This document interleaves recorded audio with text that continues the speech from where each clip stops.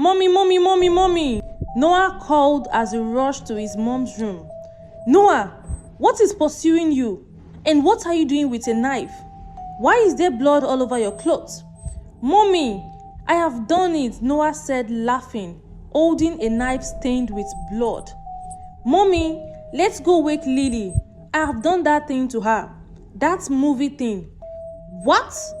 Noah, what have you done? This is a story about a mother's negligence. It was a quiet evening in the bustling city of Leithin when Clara sat on a plush couch of her upscape living room, watching an action-packed movie with her two children, 7-year-old Noah and 4-year-old Lily. The movie featured intense fighting scenes, dramatic swordplay, and heroes wielding knives as weapons of justice. Noah was captivated, his eyes glued to the screen, while Lily snuggled close to her mother, occasionally flinching at the loud noises. From the kitchen, their grandmother Evelyn shook her head disapprovingly. Clara, she called out, shouldn't the children be watching something more suitable? A cartoon maybe. Clara rolled her eyes. Mom, they are fine. Kids these days are smart. They know it's just acting. It is not real. Evelyn sighed, wiping her hands on a kitchen towel as she joined them. Clara, you might think so, but children don't always understand the difference between fiction and reality. These images could leave an impression, especially on Noah. He's a boy. Mom, Clara said sharply, I am their mother, and I know what's best for my kids. Besides, Noah is mature for his age. He won't go around imitating what he sees. Evelyn wanted to argue further but decided against it. She returned to the kitchen, her heart uneasy. 2 nights later, the unthinkable happened. The children were playing in their shared bedroom while Clara worked on a laptop in the home office. Evelyn had gone to visit a neighbor, and the house was unusually quiet. Clara was so engrossed in her work that she didn't notice when the giggles turned to shrieks. It wasn't until Noah ran into her office. Mommy, let's go wake Lily. I have done that thing to her. That movie thing. Clara's heart sank. She raced to the bedroom. Her worst fear realized when she saw Lily lying motionless on the carpet, a knife from the kitchen clenched in Noah's trembling hands. Blood pooled around Lily's small frame, her eyes wide with shock and pain. Noah, what did you do? Clara screamed, grabbing the knife from his hand and tossing it aside. She scooped Lily into her arms, screaming for help. I saw it in the movie, Noah sobbed, his voice barely audible. They said it wouldn't hurt if you just pretend. Paramedics arrived within minutes, but it was too late. Lily was gone. Clara's world shattered that day. As Evelyn rushed back into the house upon hearing the commotion, she found her daughter cradling Lily's lifeless body, Noah sobbing uncontrollably in one corner. Evelyn's voice trembled as she whispered, I warned you, Clara. I warned you. The days following Lily's death were a blur of grief and despair. Clara couldn't eat, she couldn't sleep, and she couldn't bear to look at Noah.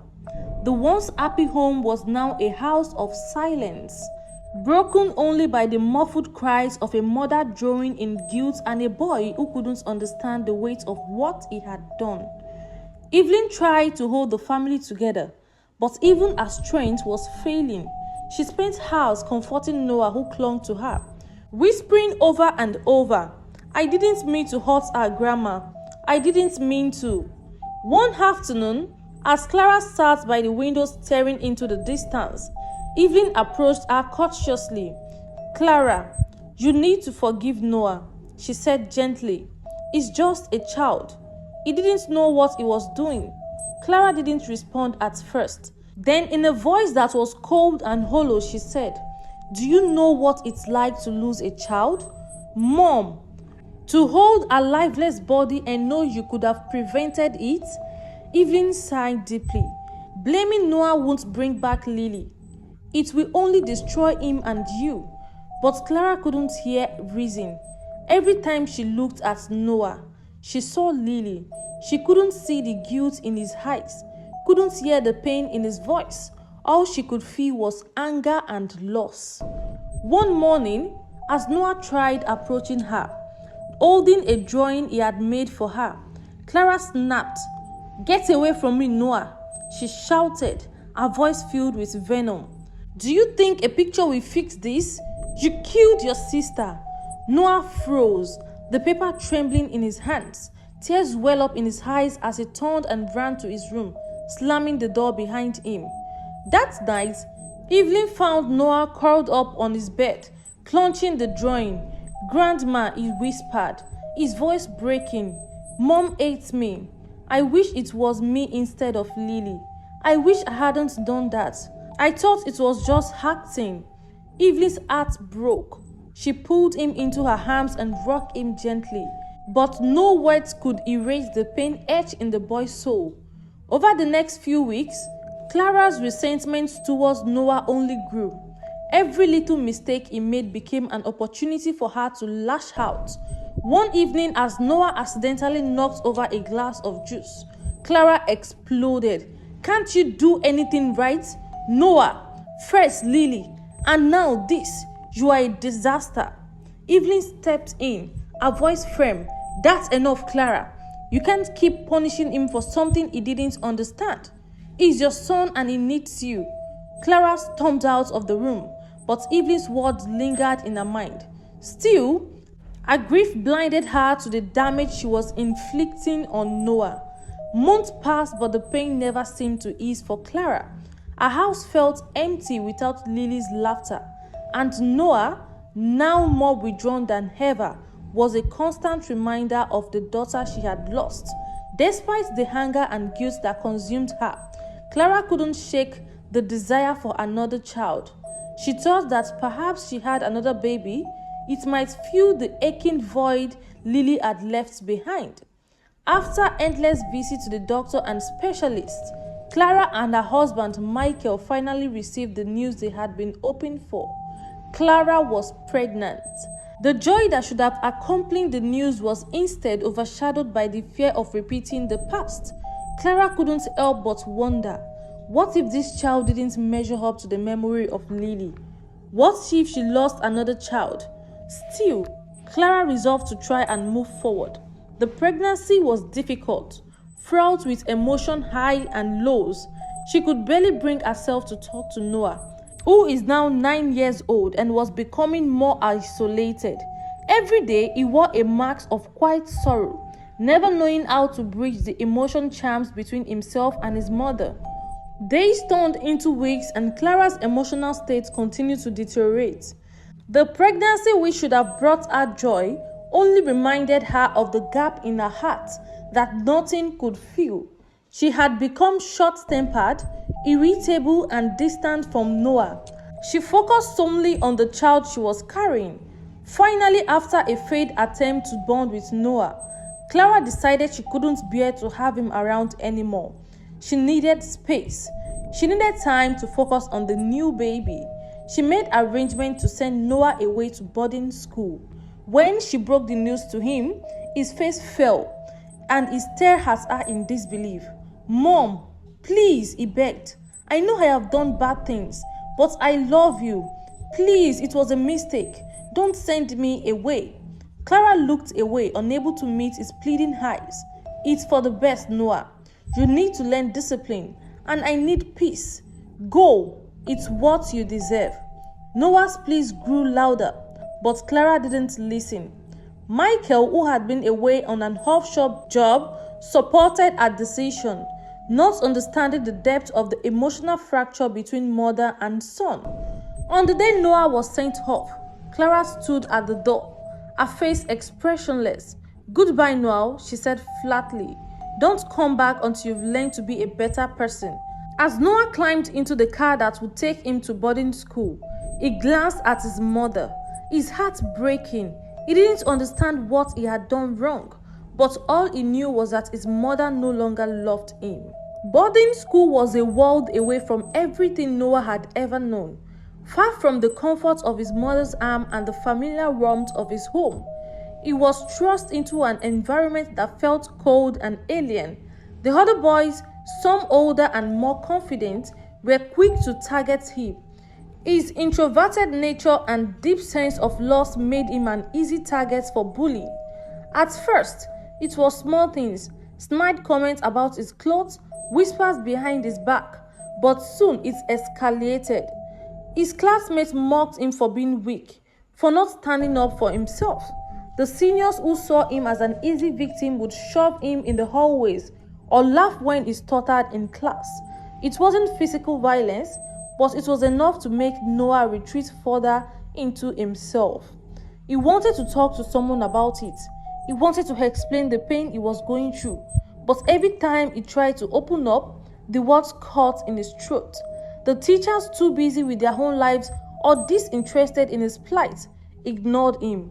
His cries for help fell on deaf ears. Do you know this is the reality of some children?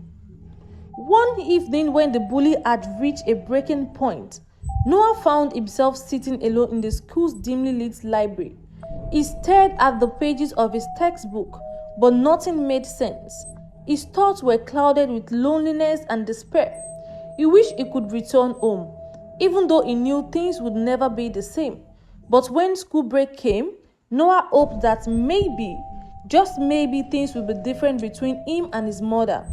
He imagined his mother would greet him with open arms and that she would finally see how much he had suffered and love him again. But when Noah arrived, however, nothing changed. The house was eerily quiet, and his mother barely acknowledged his presence when he walked in. Don't you think Clara is taking this too far? After all, this is her son. Clara was absorbed in her own world, her swollen belly a constant reminder of the new child she was expecting soon. Noah shuffled into the living room nervously clutching a suitcase. He tried to make eye contact to show that he was there. He was trying to connect, but Clara barely glanced at him. Noah, put your things away. The nanny will handle your needs while you are here, Clara said without looking up from her phone. Noah stood frozen for a moment, his heart sinking. It had been weeks since he had seen his mother, and yet she treated him as if he were invisible. The years of rejection, the painful absence of her love, had all led to this moment. The nanny, a kind woman named Grace, took Noah's suitcase from him and smiled warmly. Come, Noah, I will show you to your room, she said, her voice soft and comforting, but it was not enough. That evening when dinner was served, Clara was still distant. She ate a meal with Michael and Noah sat at the far end of the table and ate in silence. The emptiness in the room was palpable.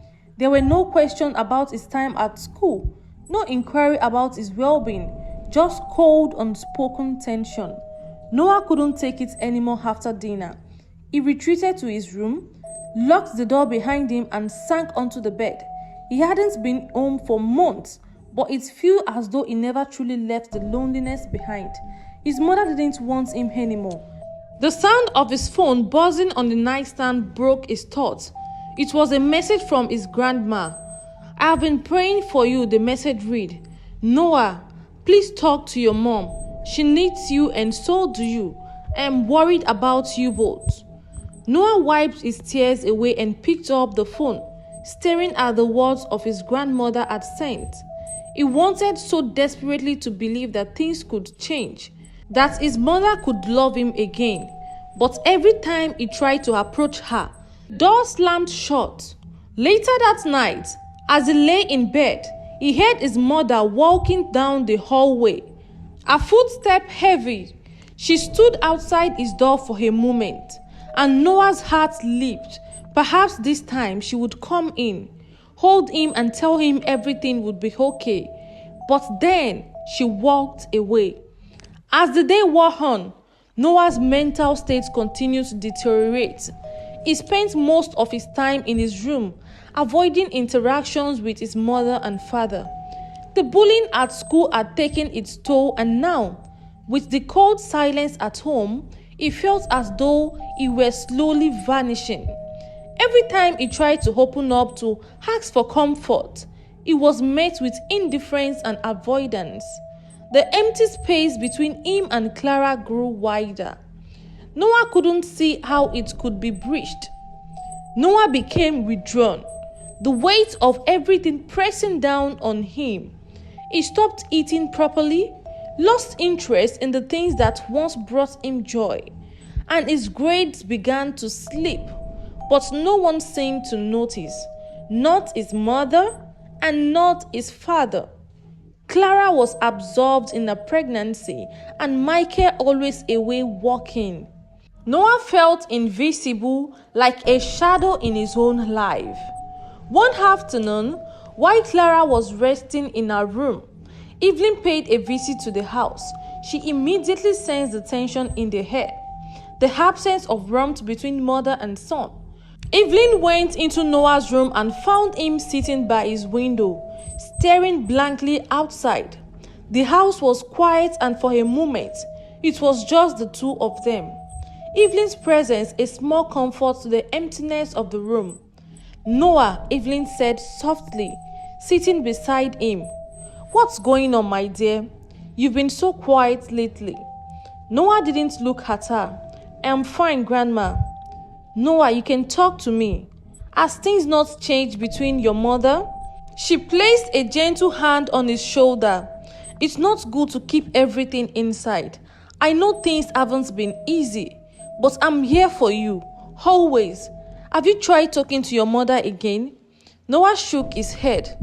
"She doesn't care. She never did. She's only focused on the new baby now, and I'm just in the way." Evelyn's heart broke as she listened to her grandson's word. She knew he was suffering, and she knew Clara needed to realize the damage he was causing. But how could she make Clara see it? How could she get through to her daughter, who had buried herself so deep in grief and guilt that she couldn't see the pain she was inflicting on her son? "I am so sorry, Noah," Evelyn whispered, her voice thick with emotion. "Your mother, she's hurting too, but you deserve her love. You deserve to be seen and heard." When Noah was alone in his room, he found a bottle of insecticide that had been left on the shelf. He remembered a video he had watched on the internet about a man who ended his own life with insecticide. He stared at it for a long time, contemplating whether it would be better to end his pain than to continue living like this. He felt as though he was drowning in his own mystery, with no way to escape. But just as his hand searched for the bottle, he heard a soft knock on the door. It was his mother. "Noah," she called. The voice he had been longing for was right in front of him, but he had two options: to stay or to go. Noah looked at the insecticide in his hand. "Please, Noah, don't do this," Clara cried. "Please, my son. You are not alone. You don't have to carry the weight by yourself anymore. I have realized my fault. I want you to know I am not a bad mother. Please, my son." Clara cried bitterly. Tears flooded Noah's eyes as he collapsed into his mother's arm. He sobbed bitterly. "I don't know what to do anymore, Mom. I can't fix it. I can't fix what I did. I can't make you love me anymore." Clara held him tightly, rocking him gently. "You don't have to fix anything, my son. You are not broken, Noah. My heart is broken, but I still love you. I don't know how to show it right now, but you are not alone. We will get through this together." That night, Clara stayed with his son, comforting him until he fell into a restless sleep. The next morning, Clara approached Noah to have a talk. "Noah, you are more than enough. You have always been enough. I was lost in my own pain and fear, but I see now how much I have neglected you. I promise I will do better. I will be here for you always. I don't want you to feel alone anymore. My son, Please forgive me." Tears filled Noah's eyes as his mother's words finally reached him. It wasn't a complete fix, but it was a start. Maybe, just maybe, they could rebuild what had been broken. It could finally begin to heal. "I love you, Noah," Clara whispered, pulling him into an embrace. "I am so sorry for everything." Noah's arm hesitated at first, unsure of what to do, but then he wrapped them around her, slowly, carefully. For the first time in a long time, he felt the warmth of her love. It was fragile, tentative, but it was real. They sat together for a long time, holding each other. Noah knew it wouldn't be easy, that healing would take time, but as he looked up at his mother, he saw the sincerity in her eyes, and for the first time in years, he felt hope.